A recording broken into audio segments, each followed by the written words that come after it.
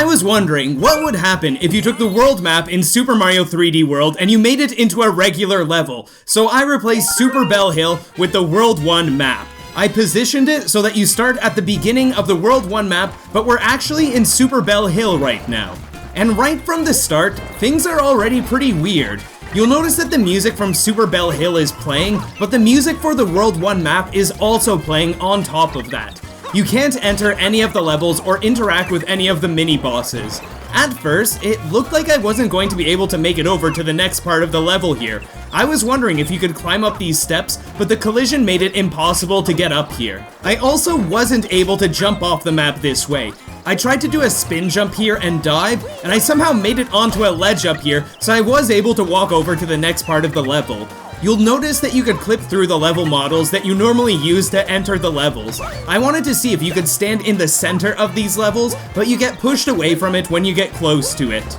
It was interesting to see the hitbox of this small hedge, because this part can act like a wall that you could slide down. The World 1 castle is here, and we can see the leftover trees from Super Bell Hill, and the Sprixie in the jar is calling out for help. I was wondering if there is a way to continue through the level, and I was wondering if I could get up on these blocks that are normally in Super Bell Hill, and oh look, a cat bell. But it's too far to the side, so it falls off the level. And I didn't notice this before, but the Bowser gate for the castle is on the wrong side of the castle. I thought it was pretty funny to see the Bowser lock right by these flowers. Hey, Bowser has some great taste in landscaping if he wants to decorate his castle like this. Another interesting observation is that the music doesn't stop when you switch to camera mode the way that it normally does. Only the Super Bell Hill theme plays when you have the camera mode active, and when you exit camera mode, the World 1 music starts playing again also. I was playing on a file that had only level 1 completed in the game, so I thought let's try switching to a file that's further in the game, and we'll see if these paths will become unlocked now. I made my way over to World 1-1, and right as the game was loading the level, the game crashed. I wanted to keep going, so I thought let's try adding the World 2 map right beside the World 1 map so we can continue on. And I noticed something strange about Plessy in Spotlight. Oh my goodness, why does Plessy look like this? Look at those eyes. I added a few brick blocks to the end of the World 1 map in case we needed them to be able to climb over to the next part of the map, but when I loaded up the game, it looks like my spin jumps and dives were enough to make it over these walls, and I didn't even need to use these bricks to climb over to World 2. These pipes and Goombas that you're seeing are in their original locations, based on the level Super Bell Hill, because that's where we are right now, since I'm adding these maps to the level Super Bell Hill, and everything seems to be working fine just like before. It's a good thing that Mario doesn't have to deal with any Galoombas like this in Super Mario 3D World. He can't even hurt this Galoomba on the map. Before we go further, I wanted to test this out in Bowser's Fury by replacing First Step Island at the start of the game with the World 1 map instead. The World 1 music plays just like before, and the spin jump plus dive technique gets you high enough to pass over the invisible walls and into the goop. The goop can kill Mario, and perhaps the strangest part is that the World 1 music keeps playing while Mario is dying and Bowser is laughing, and the music continues on uninterrupted. Do you guys remember those anti-piracy screen videos that people would make for games? I thought those videos were incredibly creative, and this looks like it could be used for one of those anti-piracy screen videos. It's a bit unsettling to be in the middle of a storm in Bowser's Fury, having Bowser tower over you in the background, while the cheery music of the World 1 map continues to play. Remember Bowser's landscaping decisions in Super Bell Hill when his castle was there? Well, Bowser must have hired a new interior designer because the lock isn't here anymore. I thought the flowers fit really well with the whole evil castle theme, but hey, I wanted to try adding the rest of the world map to Bowser's Fury to see what it would be like, since the camera's really nice in Bowser's Fury. You might have noticed that there's a pipe here, and this is the pipe that normally leads to World 2 after you complete the World 1 castle. But we can't access any of these levels in the world map when we put the game into Bowser's Fury, so the pipe doesn't spawn. So I wanted to add in some pipes to go between worlds of the world map in Bowser's Fury. And after making my longest pipe in Super Mario 3D World video, I was hoping I'd never have to see a pipe again. Silly me. So let's just hop into this pipe and... oh my goodness, why is the default pipe speed set to the lowest possible value? I have to change that and speed up this pipe. It's interesting to note that while you're between levels like this, the world music does stop playing. World 2 looks really creepy with the stormy and rainy textures. I was wondering why the World 2 music wasn't playing, but when I got close and the Sprixie started calling out for help, that's when the music started up again. Not creepy at all. I was wondering why the rest of the level was sunk in the goop when I realized that this level has 2 steps, so I raised it up a bit and World 2 was no longer flooded by the goop. We have saved World 2, except for this Sprixie who's still calling out for help.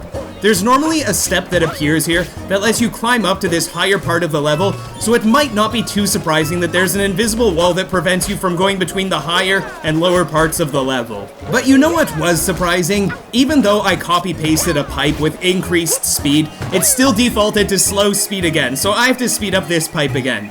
I wanted to head over to the other part of World 2 where you have the Toad House that you can access from a tunnel, and it's interesting to note that when you get close enough, you see the edges of the screen fade like this, and you start to hear the new music playing.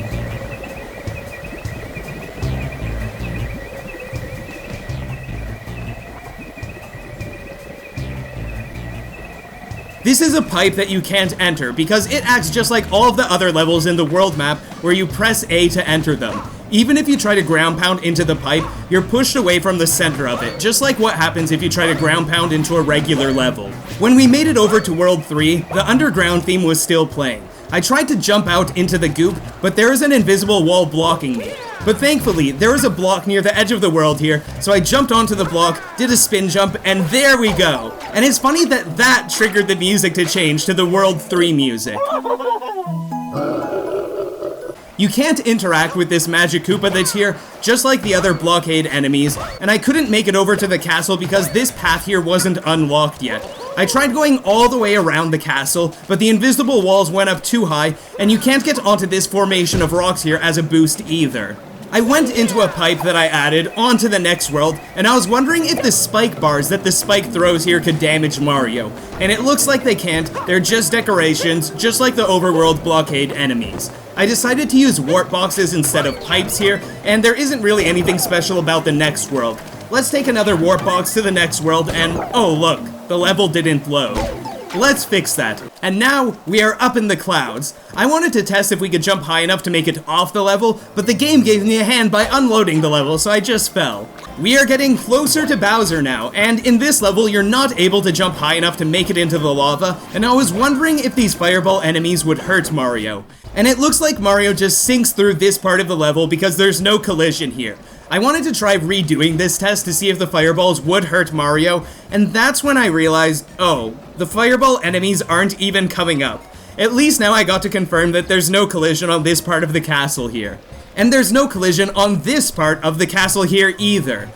I thought we were in some anti-piracy, every copy of Super Mario 3D World is personalized territory before, but the sounds you hear in this area with the rainy background is really creepy. I wanted to test some more areas. So let's go into this warp box. Oh, that's some nice music that's playing. But wait, where's the level? It's kind of funny to see Mario falling to this music with Bowser in the background. I wanted to try another one.